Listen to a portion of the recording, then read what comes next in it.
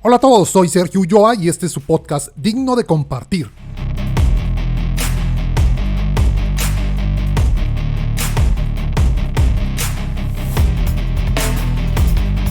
Este episodio 29 lo titulé Mucho que ganar y poco que perder, los hábitos, segunda parte. En el episodio pasado les narro sobre la vida del mago More, cómo es que llega a ser mago y lo que ello implicó, así como los dos hechos que marcaron profundamente su vida, pero también nos da su punto de vista sobre los libros de autoayuda, nos explica por qué es importante el tener sueños y cómo se relacionan con el momento de nuestra muerte, la importancia de elegir lo que queremos hacer en la vida en función de lo que nos gusta y llena. En este episodio les narraré sobre otros temas que aborda en su plática, tales como las metas y cómo lograrlas, ser responsables tanto de lo positivo como de lo negativo que nos toca vivir, los tipos de cerebro que tenemos y cómo influyen en nuestra toma de decisiones, así como la importancia de la fuerza de voluntad y los hábitos. La historia la obtengo de una plática que dio a BBVA. Acompáñenme a conocerla.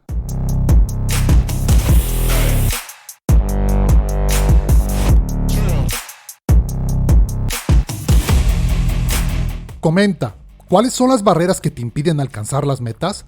Pues hay bastantes barreras, pero tengo identificadas unas cuantas. Por ejemplo, la primera barrera para que la gente no consiga las metas, lo primero es que intentamos hacer demasiadas cosas, demasiadas metas a la vez, y esto es terrible. En vez de tener 10 frentes abiertos, yo lo que hago es que elijo una.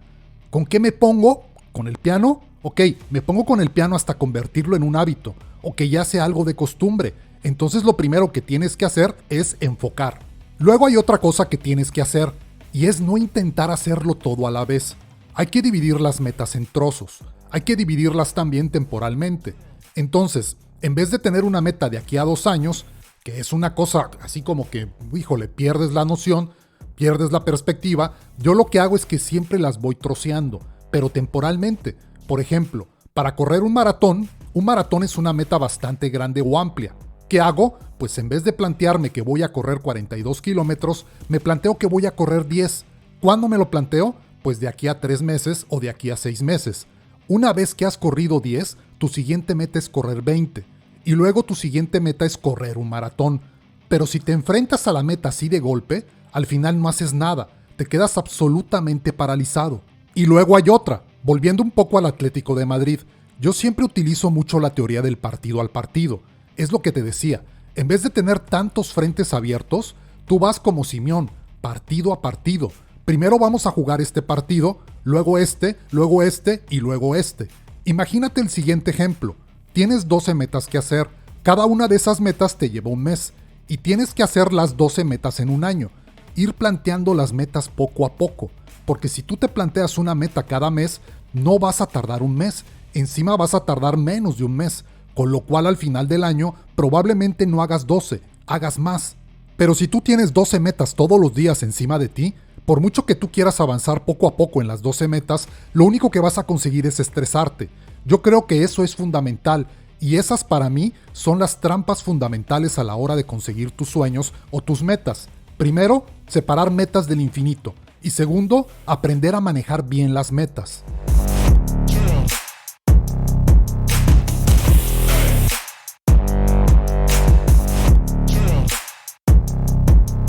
Yo creo que lo importante no son los hechos, sino cómo te tomas lo que te pasa. El problema es que siempre intentamos cambiar los hechos. Yo tengo una frase que la pongo a veces en conferencias. Atención, que esta es la gran frase que he inventado yo en mi vida. La frase es, cuando hay lo que hay lo que hay. ¿Qué quiero decir con esta frase? Pues que efectivamente tú no puedes cambiar los hechos. Solo puedes cambiar la manera de interpretar esos hechos. Por ejemplo, Rosalía y yo hablamos mucho de Marco, nuestro hijo. Nuestro hijo tiene parálisis cerebral y tú dices, ¿puedes cambiar que tu hijo tenga parálisis cerebral? Pues no, es lo que hay. O sea, hay lo que hay y punto. Y no puede hablar, no puede andar. Nosotros lo hemos hablado muchas veces. Es probable que nuestro hijo muera antes que nosotros, lo cual es terrible dicho así, pero es que es lo que hay. Tampoco vamos a poder cambiarlo. Entonces, en vez de obsesionarnos y pensar en el futuro o en el pasado, es decir, ¿qué hubiera pasado si? Pues simplemente nos dedicamos a disfrutar de lo que hay y punto. Y creo que esa es una actitud muy importante. Me gusta contar la historia de un señor que está rezando en el Muro de las Lamentaciones, un judío, Llega un periodista y le dice: ¿qué hace usted aquí, buen hombre? Yo rezo por la paz en el mundo, que los políticos dejen de engañarnos. ¿Y cuánto tiempo lleva usted así? Dice: 30 años. ¿Todos los días? Todos los días. Y después de 30 años, ¿usted cómo se siente? Y dice: yo como el que le está hablando a una pared.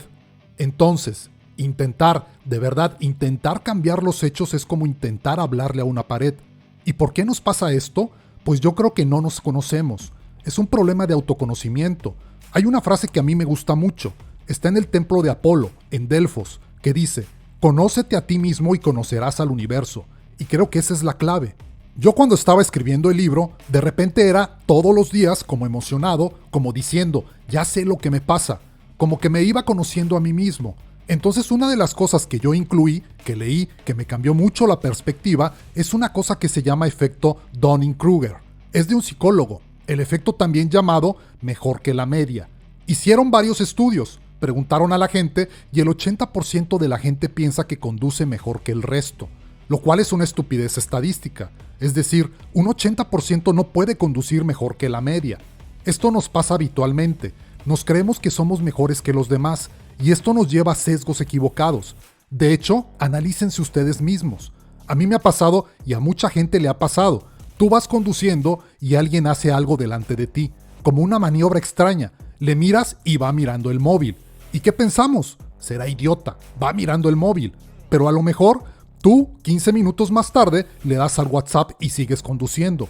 ¿Qué te hace pensar que eres mejor conductor que el que acaba de hacer una imprudencia?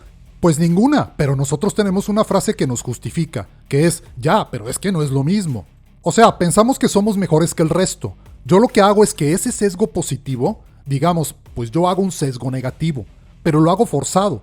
Yo siempre pienso que todo lo que me pasa es culpa mía, y eso es muy positivo, porque si tú piensas que todo lo que te pasa es culpa tuya, puedes tomar cartas en el asunto. Si culpas a las circunstancias, no puedes hacer nada. Siempre cuento que la primera vez que me presenté al Club de la Comedia no me seleccionaron. Imagínate, yo llevaba como 2000 actuaciones de mago, era el tipo más gracioso del mundo y no me seleccionaron. ¿Cuál fue mi primera reacción? Dejar de ver el programa, porque yo en el fondo me flagelaba diciendo: estos tíos no me han entendido, yo soy buenísimo, ¿cómo es que no me han seleccionado? Encima, yo le he ayudado a gente que ha ido al Club de la Comedia. No puede ser, es una injusticia. Hasta que cambié el chip y pensé: ¿y si a lo mejor lo que les he mandado no era tan gracioso? ¿Y si la culpa es mía? ¿Y si a lo mejor me tengo que poner las pilas?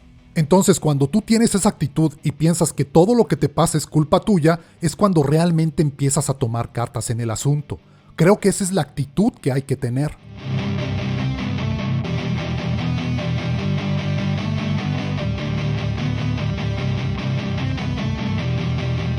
A nosotros nos gusta leer bastante sobre el cerebro porque de hecho nuestro hijo tiene una malformación en el cerebro. Entonces eso te lleva a indagar y a investigar. Pero además, a mí me encanta porque cuando aprendes a observar cómo funciona el cerebro, luego lo puedes aplicar en tu día a día. Yo siempre había leído que el cerebro, sobre todo Daniel Kahneman, que fue el premio Nobel, en su libro Pensar rápido, pensar despacio, te dice que el cerebro está dividido, básicamente en tres. Un cerebro reptiliano. A partir de él se construye un cerebro límbico, un cerebro relacionado con las emociones, y luego hay un córtex prefrontal o un cerebro racional, que es el que tenemos los seres humanos. Entonces, ¿qué ocurre? Yo me puse a investigar ese cerebro. Me gustaba mucho la división que él hacía. Decía que el cerebro emocional es mucho más rápido que el racional. De hecho, todo lo que nos pasa es porque elegimos emocionalmente, pero luego justificamos racionalmente. Cuando aprendes que esto funciona así, empiezas a observarte y dices: ostras, es verdad, siempre hago elecciones emocionales y luego justifico racionalmente. Cuando tú le preguntas a alguien: ¿vas a ir al gimnasio? Todo mundo tiene una justificación racional fantástica. No, hoy no he ido por tal o cual. Y tú dices: no, tú has elegido emocionalmente no ir al gimnasio ya esta mañana y ahora lo estás justificando racionalmente. Pero esto nos pasa con cualquier cosa que hacemos. Cuando ya superé esta definición del cerebro, ya estaba más acostumbrado, leí un libro de Jonathan Haidt, La hipótesis de la felicidad, y ahí me encontré con la mejor metáfora del mundo para explicar el cerebro, y es la siguiente: nosotros somos un jinete a lomos de un elefante. El elefante es absolutamente emocional, y el jinete es el racional. Imagínense un jinete tratando de domar a un elefante. Necesitamos a los dos. ¿Por qué? Porque el elefante es muy rápido, es emocional, lo quiere todo y lo quiere ya. Pero el jinete, que es enclenque, que trata de dominar a la bestia, no sirve, porque es el que ve las metas a medio y largo plazo. Es decir, necesitamos a los dos. ¿Pero qué ocurre? Que cuando hay un conflicto entre el jinete y el elefante, ¿sabes quién gana? Gana siempre, siempre, siempre el elefante. Siempre porque es mucho más rápido, porque es emocional, porque lo quiere todo y lo quiere ya. Yo siempre pongo el ejemplo de un restaurante. Tú llegas a un restaurante y de repente te dice el camarero, ¿quiere usted postre? Y tu jinete, tu parte racional, dice, no, no quiero postre, estoy a dieta, el verano está ahí a la vuelta de la esquina, necesito adelgazar. Y tú dices tranquilamente, no, no quiero postre. Pero el camarero, sin que tú lo hayas pedido, trae un postre al centro con una cuchara para cada uno. Cuando tu elefante ve ese postre encima de la mesa, alza la trompa y por mucho que el jinete intente dominar al elefante, no puede dominarlo. ¿Por qué? Porque ha saltado tu resorte emocional. Entonces, ¿cuál es la clave de todo esto? Hay que entrenar al jinete para que pueda dominar al elefante. Los niños, por ejemplo, tienen un elefante muy desbocado. ¿Por qué? Porque tienen la inmediatez ahí. A medida que te vas haciendo más mayor, digamos que tratas de enfrentarte más al elefante, dominar más al elefante y tratar de que tu jinete sea mucho más poderoso. ¿Por qué postergamos? Pues precisamente por eso, por la diferencia entre el jinete y el elefante. Si yo les hiciera una encuesta ahora mismo y les preguntara si postergan o procrastinan o dejan cosas para mañana, ya sé lo que me van a decir. De hecho, hay una encuesta a nivel mundial que se hizo y el 96% dijo que procrastinaba. El 4% se le olvidó rellenar la encuesta. O sea, somos bastante postergadores. Y tiene una razón física. La razón por la que postergamos es que tenemos muy mal domesticado al elefante y tenemos muy poco entrenado al jinete. ¿Qué hay que hacer? Hay que entrenar al jinete. Ahí está la clave del éxito.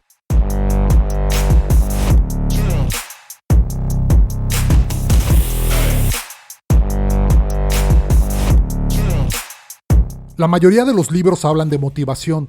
Todo mundo tiene que estar motivado. Parece la gran receta de este siglo. Si estás motivado, lo vas a conseguir todo. Y yo estaba escribiendo el libro y de repente leí un libro de José Antonio Marina, que es amigo. Siempre que lo veo le digo, tu libro me cambió la vida solamente por una frase. Porque él decía que se ha dejado de hablar de fuerza de voluntad y ahora todo parece que está en la motivación. Entonces, ¿cuál es el problema? Parece que si no haces algo es porque no estás motivado. Y dices tú, pues todo lo contrario, si estoy súper motivado, no me sale por otra razón. ¿Y cuál es la razón? Pues que no tienes fuerza de voluntad. Yo explico que la diferencia entre motivación y fuerza de voluntad es como si fuera una vela con una cerilla. La cerilla es la motivación. Entonces, ¿tú qué haces? Cuando quieres hacer algo, pues enciendes la vela. Con la cerilla, obviamente. Y de repente la vela se apaga. ¿Por qué? Porque hay poca cera. ¿Qué necesitas? Que la vela tenga mucha cera. No es una cuestión de encender la vela, es una cuestión de que la vela se mantenga encendida, es decir, que la llama perdure. Entonces, ¿tú qué prefieres tener? ¿10 cerillas y una vela muy chiquitita o una sola cerilla y una vela larga? Yo prefiero tener una sola cerilla y una vela larga. Es decir, yo prefiero tener menos motivación pero mucha más fuerza de voluntad. ¿Por qué no conseguimos nuestras metas? Porque no tenemos fuerza de voluntad. No es una cuestión de motivación. La motivación es como empezar una relación o un matrimonio. Al principio todo es fantástico, pero llega un momento que dices, ¿qué ha pasado? Parece como que se te termina la llama. Lo que tienes que hacer es entrenar, entrenar, entrenar, conseguir músculo. ¿Y esa fuerza de voluntad cómo se consigue? Pues a través de los hábitos. Cuanto más hábitos vas haciendo, más vas entrenando a la fuerza de voluntad. Y es una cuestión de hábito, hábito, hábito y hábito. Cuando la gente me dice que quiere hacer algo, lo primero que le digo es, anda 10,000 pasos todos los días. Para mí, este es el punto de inflexión. Si eres capaz de mostrarme durante un mes que andas 10,000 pasos, yo sé que has tenido la fuerza de voluntad suficiente como para hacer lo que te propongas. Entonces, si no partes de un mínimo de fuerza de voluntad, yo no voy a trabajar contigo porque vamos a perder el tiempo los dos. Pero si tú me demuestras que durante un mes andas 10,000 pasos, yo sé que has entrenado un poquito tu fuerza de voluntad y a partir de ahí podemos empezar a cambiar tu vida a lo que nos dé la gana. Entonces, ¿qué ocurre con la gente? La gente intenta hacer sus metas, pero no se preocupa de tener fuerza de voluntad, solo tiene motivación. Todo el mundo te dice, tú puedes conseguirlo. Es mentira, tú no puedes conseguirlo. Necesitas un entrenamiento. ¿Y cómo se hace eso? A través de los hábitos. Si tú eres capaz de cambiar hábitos y hacer cosas tan sencillas, el otro día leí un libro que me encantó la hipótesis. Es un militar americano que dice que si no eres capaz de hacerte la cama todos los días, no vas a hacer nada en tu vida. En el fondo me pareció fantástico porque entiendes que eso lo que hace es que trabaja tu fuerza de voluntad. Si no eres capaz de hacer tu cama todos los días, difícilmente vas a poder hacer un objetivo mucho más grande. Yo siempre había intentado hacer hábitos toda mi vida y siempre había fallado, siempre. De hecho, empiezo un hábito y ya cuando lo tengo, fallo y fallo y fallo. Había leído, supongo que todos conocéis esto de que hay que hacer un hábito durante 21 días para cambiar un hábito. Esto lo inventó William James, que era un psicólogo del siglo pasado, y yo como había fallado, dije, pues debo ser muy burro, y entonces empecé a hacer hábitos de 30 días. O sea, mi método es hacerlo en 30 días. Entonces, ¿cómo se construye un hábito? El hábito tiene dos fases, una fase de construcción y una fase de mantenimiento. En la fase de construcción hay mucho sacrificio y poco beneficio. Y en la fase de mantenimiento hay poco sacrificio y mucho beneficio. Es decir, tenemos que pasar ese Rubicón de hacerlo durante 30 días y a partir de ahí se vuelve automático. ¿Por qué funcionan los hábitos? Precisamente porque no merman fuerza de voluntad. Hay que tener en cuenta que la fuerza de voluntad hay que utilizarla en aquello que realmente queremos hacer. Una de las cosas que más merma la fuerza de voluntad son las decisiones. De hecho, se dice que Obama tenía un ropero solo con camisas negras y pantalones negros, porque él no quería gastar su fuerza de voluntad en algo tan trivial como ¿qué me pongo? Entonces, en el momento que tú tomas los hábitos y los haces automáticos, dejas de gastar al jinete y pones al elefante en modo automático. Cuando empezamos a conducir, ¿qué pasa? Que estamos muy nerviosos. ¿Por qué? Porque tienes que estar pendiente del retrovisor, de si viene alguien, de gente a los lados, de ponerme el cinturón, de meter las marchas, y parece que es un mundo. ¿Cuál es la clave de los hábitos? Automatizarlos. Después de eso yo lo que hago es que construyo una pared. Yo tengo una aplicación. Cada día que hago una cosa de un hábito pongo un ladrillo. Al día siguiente lo marco. Lo he hecho, otro ladrillo. Si en la fase de construcción fallo solo un día, la pared se viene abajo. Y tú dices, ¿y si es en el día 29? Se viene abajo y empiezo desde cero. No sabéis lo que fastidia. O sea, tú estás ahí construyendo y de repente llega el día 29, se te ha olvidado hacerlo y la pared abajo. Tienes que empezar de cero. La buena noticia es que cuando tú tienes 30 días y has puesto la pared, solo tienes que mantenerla. ¿Esto qué significa? Que si un día fallas, aparece una pequeña grieta. Si fallas 2 días, ya se viene abajo. Pero digamos que tienes como una especie de comodín.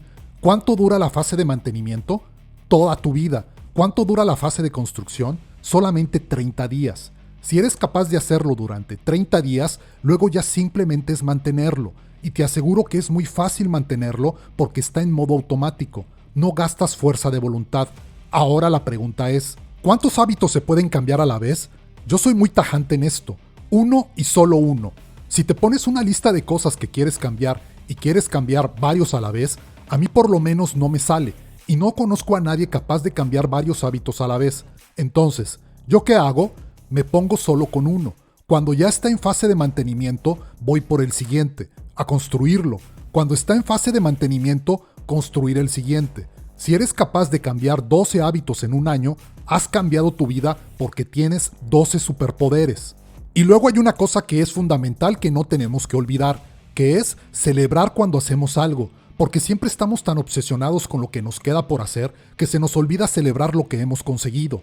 Yo a eso le llamo hacer un Nadal. ¿Sabes quién es Nadal, no? Bueno, pues Nadal, cuando gana un punto, se anima a sí mismo.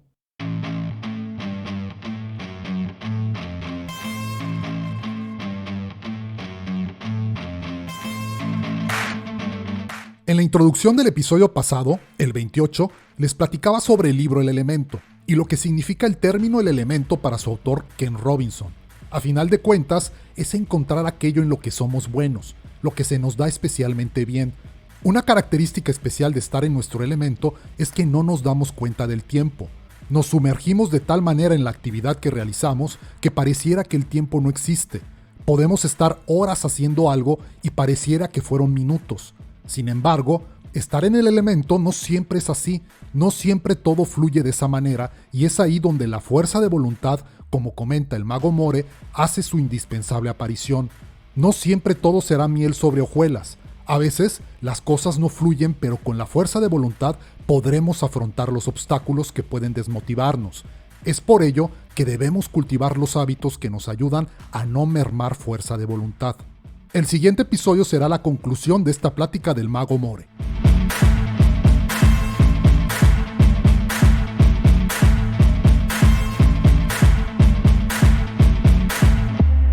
Espero les haya gustado y sea digno de compartir para ustedes. Te pido por favor des clic en seguir en la plataforma de tu preferencia y lo califiques con las estrellas que consideres. Si son 5 mucho mejor, ya que de esa manera me ayudas a que llegue a más personas.